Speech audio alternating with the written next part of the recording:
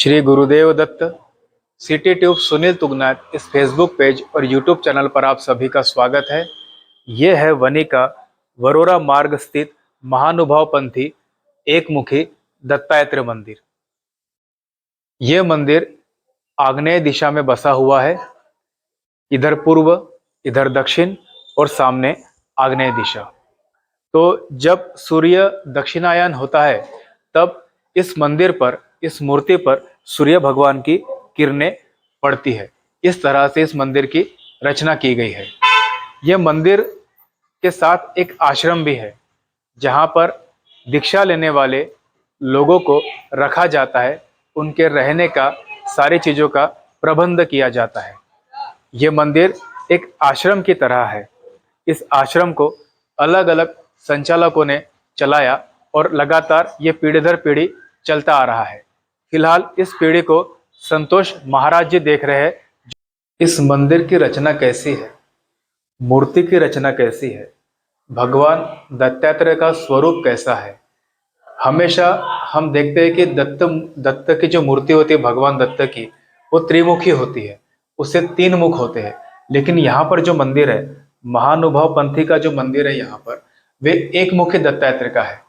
तो एक मुखी दत्तात्रेय क्या है, उनकी रचना कैसी है, उनका स्वरूप कैसा है, उनका कार्य कौन सा है, अध्यात्म के दृष्टि से, सामाजिक दृष्टि से दत्त भगवान कौन है, इस बारे में अधिक जानकारी देंगे इस आश्रम के संचालक, मंदिर के संचालक श्री संतोष महाराज जी दर्यापूरकर। आपलं खूप खूप स्वागत आहे। तर मला हे सांगा की हे जे दत्त देवतेचं स्वरूप आहे ते कसं स्वरूप आहे। आपण दत्तमुखी 3 मूर्ती पाहतो ना, दत्ताचे 3 मुख पाहतो, इथं फक्त एक मुख आहे, याबद्दल माहिती द्या। श्री दत्तात्रेय प्रभू महाराजांची जाबाल उपनिषदामध्ये एकमुखी दत्तमूर्तीचं वर्णन आलेलं आहे आणि दत्त संप्रदायाचा इतिहास जो पुस्तक आहे त्यामध्ये सुद्धा एकमुखी दत्ताचंच वर्णन आहे। 3 मुखी दत्ताचं वर्णन वेदामध्ये नाही आणि उपनिषदामध्ये सुद्धा नाही। ते एकनाथी भागवतापासून 3 मुखी दत्त त्या एकनाथी भागवतापासून प्रसिद्ध झालेली आहे ती मूर्ती। म्हणून जे त्रिगुणात्मक आहे ती देवता त्रिगुणात्मक आहे। महादेवा तामस, ब्रह्माजी राजस आणि विष्णू सात्विक आणि परमेश्वराचा जो अवतार आहे तो या 3 गुणाच्या वेगळा होत असतो। म्हणजे दत्तात्रेय देवताचा अवतार यांच्यापेक्षा वेगळा आहे, 3 मुखी दत्तात्रेय पेक्षा वेगळा, ब्रह्मा विष्णू महादेवाचा वेगळा आहे। अच्छा। याला एका कथेची कल्पना केलेली आहे एकनाथ भागवतामध्ये की श्री दत्तात्रेय प्रभू महाराजांचा जन्म बद्रिकाश्रम या ठिकाणी झालेला आहे आणि बद्रिकाश्रम या ठिकाणी होऊन बालमूर्ती, त्यावेळेस श्री दत्तात्रेय प्रभूंचं नाव होतं सैंग ऋषी।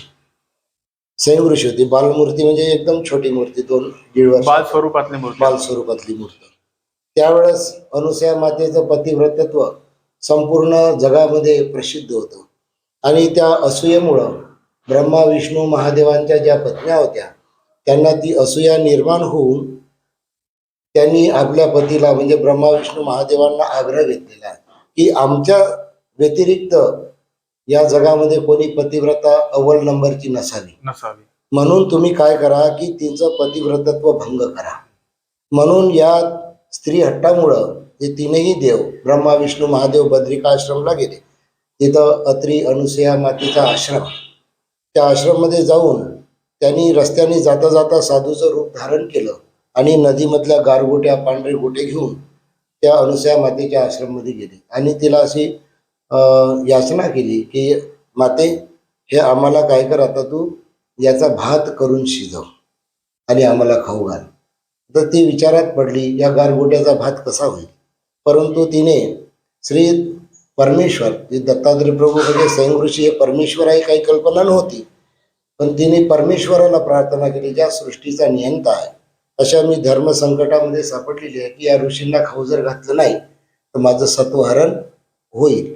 तिने प्रार्थना केली आणि बालमूर्त साक्षात तिथं सैंग ऋषी म्हणजे परमेश्वर अवतार होतेच, ते धावत येऊन त्या अनुसया मातेने मांडलेला जो चुलीवर ज्या गारगोट्या आहे त्या खडखड खडखड वाजवत होत्या आणि त्यांनी हट्ट धरला बालरूपामध्ये की आई मला हे दाखव काय आहे ते। मग तिने असं दाखवलं, अरे बाबा काय म्हणे मी संकटात पडलेली आहे. असं तिने त्यावरचं झाकण उकळल्याबरोबर श्री दत्तात्रय प्रभू म्हणजे बालमूर्तीने त्या दृष्टिक्षेप केल्याबरोबर त्याचा भात तयार झाला. आणि मग हे ऋषी तिघे जण ब्रह्मा विष्णू महादेव आंघोळ करून आल्यानंतर त्या आश्रमात तिने पात्र वाढले. त्या ऋषीने आत्मज्ञानाने जाणलं तिन्ही अवतारांनी की या ठिकाणी अनुसया मातेने तर भात केलेलाच आहे.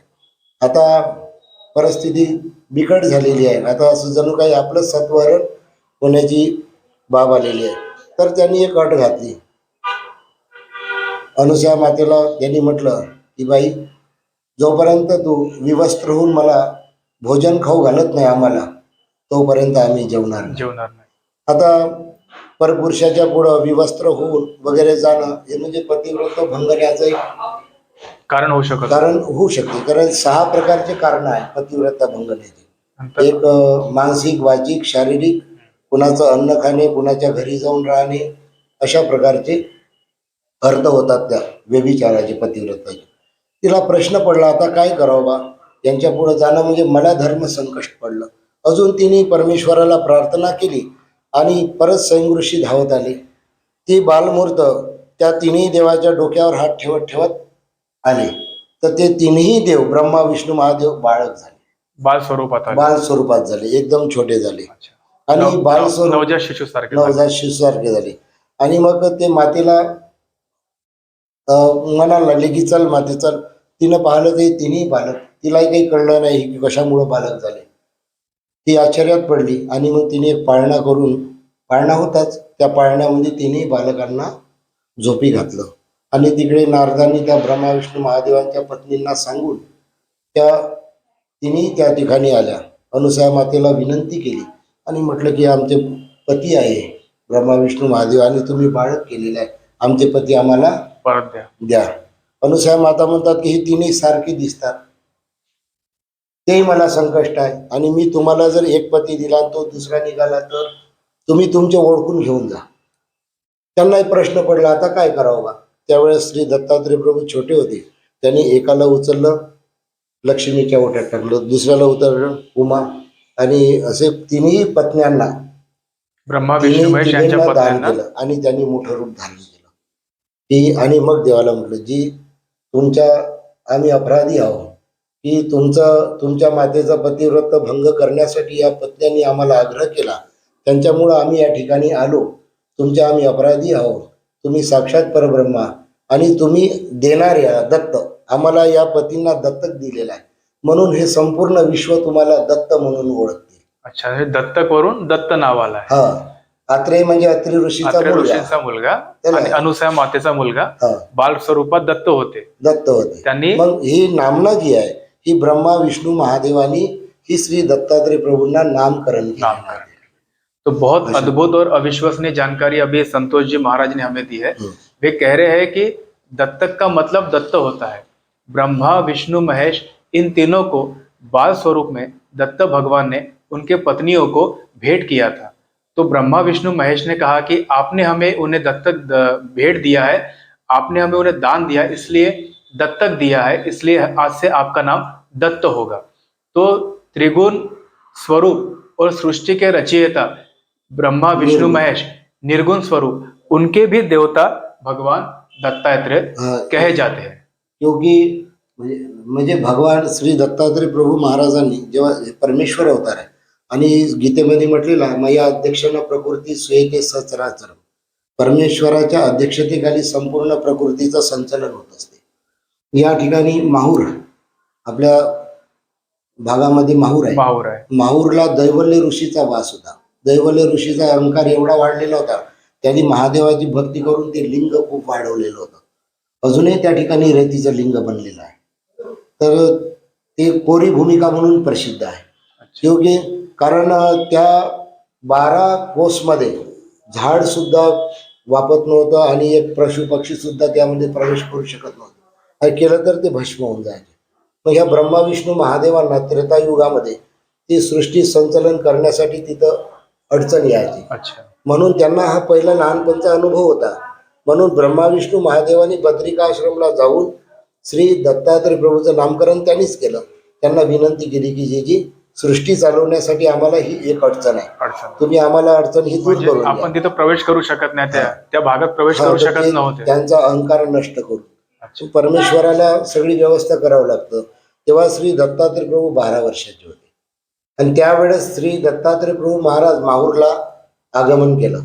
दैवल्य ऋषीच्या आश्रमामध्ये गेले, त्या लिंगाची पूजा केली आणि दैवल्य ऋषीला विनंती केली की त्या लिंगावर मला हात ठेवायचा आहे. दैवल्य ऋषी हसले की तुम्ही छोटी मूर्त 12 वर्षाची आणि हे लिंग आकाशात गगनचुंबी आहे, हे कुठपर्यंत वाढलं मलाच माहित नाही.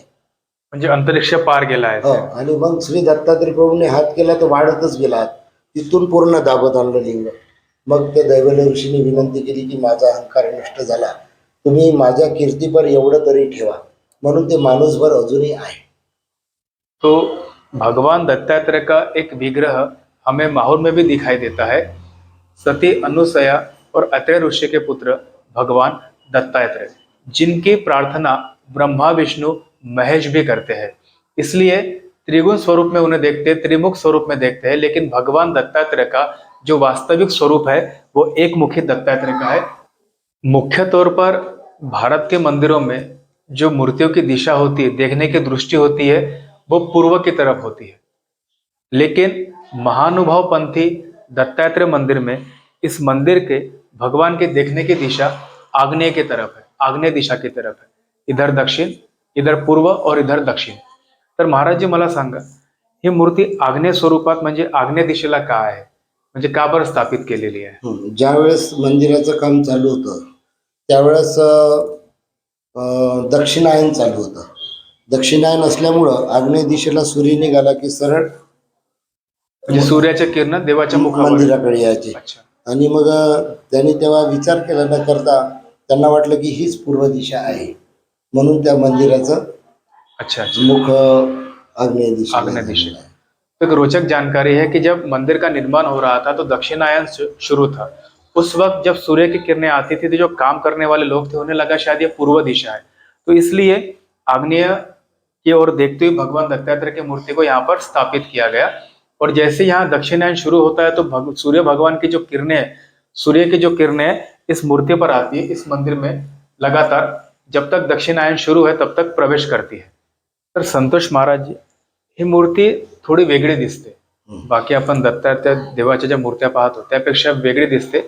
आपण आता ज्या आधुनिक युगात पाहतो त्या संगमरमरच्या मूर्त्या जास्त असतात आणि ही मूर्ती काळ्या दगडात आपल्याला म्हणजे दिसते, काळ्या पाषाणमध्ये दिसते. तर या मागचं कथानक, या मागची कथा काय, कशा प्रकारे ही मूर्ती स्थापित केल्या गेली?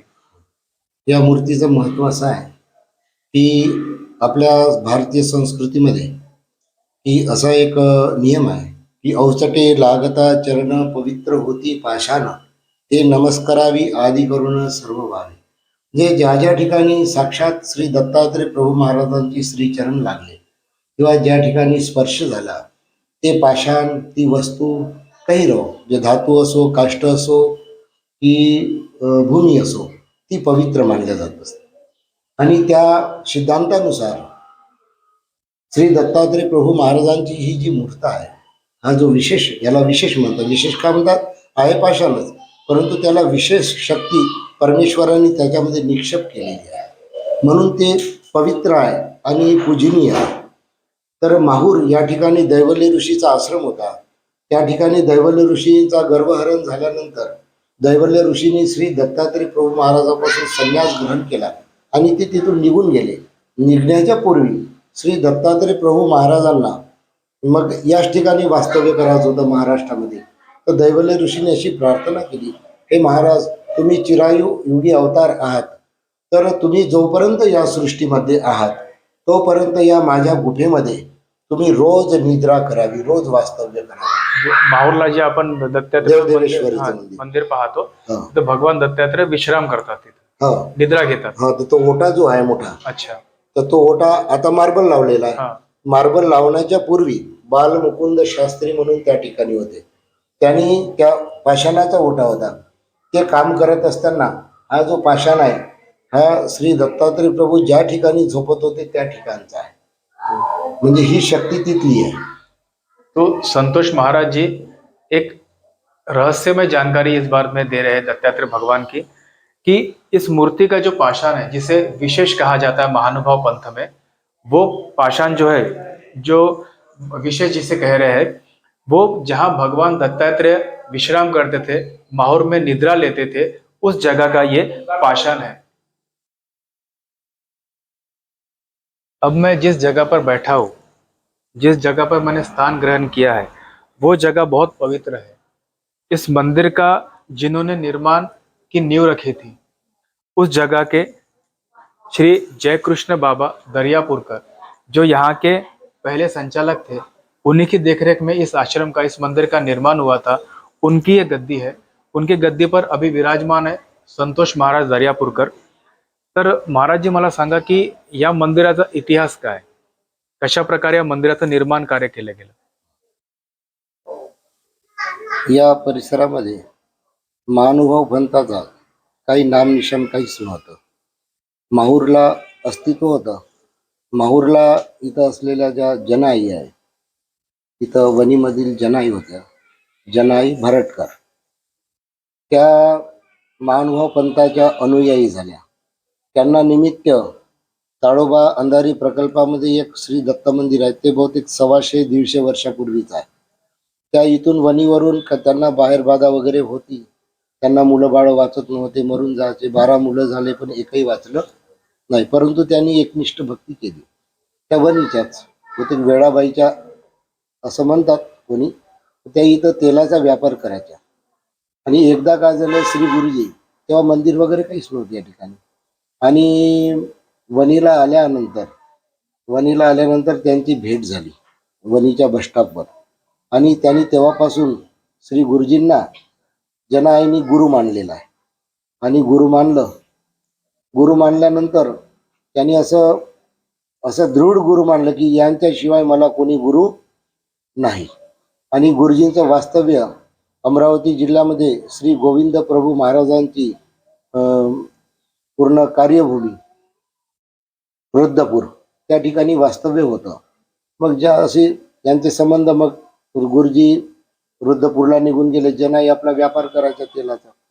परंतु त्यांच्या घरचे काही अडचणी होत्या, काही त्या कुणाला खाण्यापिण्याची सवय, त्याच्यामुळं जनाईची त्यांना अडचण होत होती. कारण जनाईने हे व्रत धारण केलं होतं की हिंसा करायची नाही, मटण खायचं नाही, दारू प्यायची नाही, सगळ्या व्यसनांचा त्याग करून, सप्तव्यसनात त्याग करून त्यांनी एकनिष्ठ जीवनामध्ये श्री दत्तात्रय प्रभूंची भक्तीचा स्वीकार केला होता. त्याच्यामुळे त्यांना अन्य देवी देवताच्या मंदिरमध्ये कुठेच रुची नसताना मग ते घरचे त्रास द्यायचे. मग त्या स्मरण करायच्या रात्रंदिवस. मग दत्तात्रय प्रभू महाराजांनी त्यांना साक्षात्कार दिलेला आहे. ही जी मूर्त आहे दत्त मंदिरमध्ये, ही मूर्त देवदेवेश्वरी या ठिकाणची, ज्या ठिकाणी श्री दत्तात्रय प्रभू निद्रा करायला येतात, युगानुयुग लीळा आहे दत्तात्रय प्रभूंची. तर तिथला पाषाण कोणी एक लालचंद वंजारी म्हणून सावकार होते, त्यांनी डोक्यावर पायी पायी तिकडे कुठेतरी घेऊन चालले होते नागपूर भागाला. तर इथं काटोलजवळ कचारी सांगवा आहे, त्या ठिकाणी त्यांची तब्येत खराब झाली. आणि कचारी सांगव्याला श्री दत्तमूर्ती तिथंच राहिली आणि त्या सावकाराचं देहावसान झालं. आणि ती राहिली कोणाच्या घरी, भेलकर, जनार्दनजी भेलकरच्या घरी. मग ही तसेच किती वर्ष झाले, 100, 125, 150 वर्षे झाली ती मूर्त तशीच राहिली. मग त्यांनी थोडं गवताचं विळलं बनवून त्याच्यामध्ये मूर्तीची मांडून आपली पूजा अर्चना करत होते. इकडे जनाईला तोच दृष्टांत दिला की मी त्या ठिकाणी कचारी सांगायला त्या खोपडीमध्ये आहो, तू मला काय कर, तिथून इथं आण आणि या ठिकाणी ही जागा जनाईला दाखवलेली आहे देवानी त्यावेळेस, की या ठिकाणी माझी स्थापना कर. फिर जनाई म्हणायला लागल्या की हे देवा श्री दत्तात्रय महाराजा, मी अज्ञान, मला कुठल्या प्रकारचं काटोल माहीत नाही, नागपूर माहीत नाही, काही माहीत नाही. पण माझे श्री गुरुजी रुद्रपूरला असतात, तुम्ही त्यांना जाऊन सांगा. मग गुरुजींना सुद्धा त्याच प्रकारचा दृष्टांत पडलेला होता की तुम्हाला वणीला बोलवलेला आहे आणि मी कचारी सांगायला आहो आणि मला वणीला यायची इच्छा आहे, म्हणून तुम्ही वणीला तुरंत जा.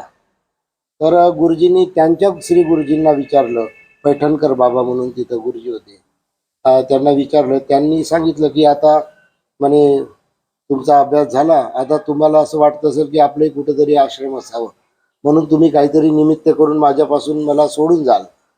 तर गुरुजींनी म्हटलं की नाही, तसं नाही, मला दृष्टांत झाला. पण अचानक त्यांना गोंदियाकडे काम असताना श्री गुरुजी, आमचे श्री गुरुजी जयकृष्ण दादाजी दर्यापूरकर आणि पैठणकर बाबा, ते अमरावती ते नागपूर गाडीमध्ये बसले असताना गाडी त्या कचारी सांगायलाच फेल झाली आणि रात्रभर त्यांचा मुक्काम झाला. मग आता मुक्काम कुठं करावं? एक सद्ग्रस्त मिळाले, म्हणजे तुम्ही साधू दिसता, आमच्या घरी चला. ते घेऊन गेले. मग यांनी आपली देवपूजा काढली. म्हणे असे महानुभावपंथी लोक आमच्या गावात आहेत. मग यांना वाटलं की त्या अन्य घरी राहण्यापेक्षा आपल्या अनुयायांच्या घरी गेलेलं बरं, म्हणून त्या घरी गेल्याबरोबर ते घर होतं जनार्दन भेलकरचं. मग गुरुजींना जो दृष्टांत दाखवला होता त्यांनी पाहिलं की ही वेळला आहे, त्या वेळल्यामध्ये ही मूर्त बसून आहे, हे घर आहे. मग त्यांनी म्हटलं की बाबा हेच मला माझ्या स्वप्नात आलं होतं आणि याच विशेष स्वप्नात आलं आणि याच विशेषाने मला सांगितलं की मला वणीला घेऊन जा. यांनी मागणी केली परंतु त्यांनी दिला नाही. त्यांनी म्हटलं की असं एरवी कोणी येईल आणि कोणी तुमचा देव आम्हाला देऊन द्या, आम्हाला स्वप्नात आला म्हणतील, आम्ही कसं काय द्यावं? मग त्यांनी जनाईशी संपर्क केला. जनाईला सांगितलं की मलाच दृष्टांत झाला, आम्ही त्या घरी गेलो, मागणी केली, त्या लोकांनी आम्हाला अशा प्रकारे सांगितलं की आम्ही देणार नाही. जोपर्यंत देव आम्हाला सांगणार नाही तोपर्यंत आम्ही देणार नाही. मग जनाईने परत प्रार्थना केली, देवा तुला जर यायचं आहे तर तुम्ही त्यांनाच सांगावा. मग गुरुजी, जनाई आणि जे लोक जाणार होते ते त्यांच्या स्वप्नात गेले की हे लोक एवढे 4-5 लोक मला नेला येणार आहे आणि तुम्ही मला जाऊ द्या. जे भेलकरच्या घरी त्या भेलकरच्या घरी भेलकरच्या जनार्दन भेलकरांना गेले. दृष्टांत झाला अच्छा अच्छा. की हे लोक. मग हे लोक बैलबंडीमध्ये गेले, बैलबंडी घेऊन, त्या गाड्या गोड्यानं होत्या तेवढ्या. आणि मग त्यांनी म्हटलं की आम्हालाही दृष्टांत झाला, तुम्ही नेऊ शकता. मग तो विशेष आणला आणि वरोऱ्याजवळ चिखल वणूज आहे, तिथं हरबाजी पाटील उताने म्हणून होते. त्यांनी श्री दत्तात्रय प्रभूंनी जो दृष्टांत दिला त्या दृष्टांतानुसार श्री दत्तात्रय प्रभूंच्या विशेषाला तो मुखवटा बनवण्यात आला. देवानी सांगितलेलं आहे स्वतः की या पद्धतीचाच माझा मुखवटा असावा आणि मूर्ती स्थापित करा. परंतु मधामध्ये लोक खूप आग्रह करायचे की नाही, हे देव आमच्याकडेच राहू द्या, आम्हीच इथं मंदिर बांधू. परंतु गुरुजीने म्हटलं की देवाच्या इच्छेशिवाय काही होणार नाही. देवाची मग देव हालत नव्हते जाग्यावरून. बैल जुतले तरी बैलगाडी ओढायची नाही, वणीचं नाव घेतलं की ओढायची. मग अशा प्रकारे या ठिकाणी मूर्ती आणली. आणि मग कोणी इथं लोक चांगले प्रतिष्ठित लोक होते, दत्ता आले म्हणून पूर्ण वणीभर लाऊडस्पीकर लावून अनाउन्सिंग केलं.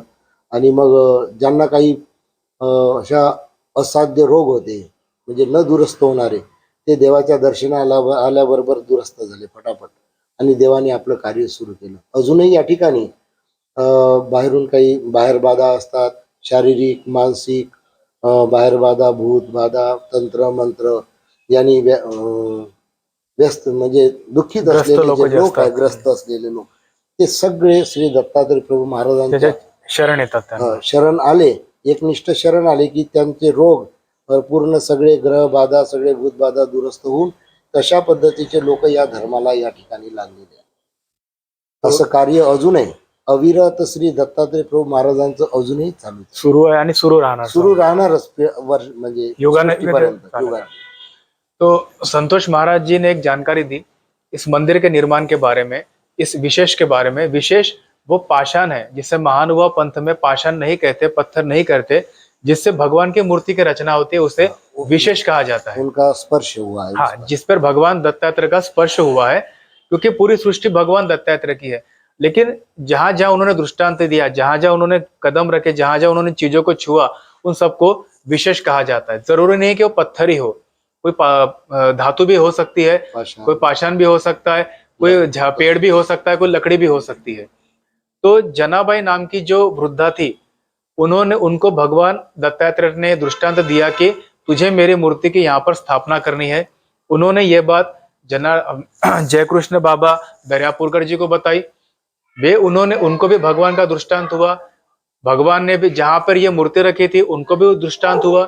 भगवान दत्तात्रेय ने पूरी तरीके से योजना बनाकर सबको कहा कि मुझे वनी में जाकर स्थापित कीजिए. उसके बाद धीरे धीरे इस मूर्ति को वनी में लाया गया और जहां हम जिस स्थान पर बैठे हुए हैं, जिस आश्रम में है, उस स्थान पर भगवान दत्तात्रेय की मूर्ति की स्थापना की गई. और ये मूर्ति बहुत जागृत कही जाती है. और संतोष महाराज जी बता रहे हमें कि इस मूर्ति के आपके दर्शन मात्र से आपकी कई बाधाएं दूर हो जाती है, कई सुख दुख, कई आपके जो दुख है वो दूर हो जाते हैं। और यहाँ पर भगवान की अविरत सेवा चलती रहती है, लगातार निरंतर सेवा, और यहाँ पर दर्शनार्थी आते रहते हैं।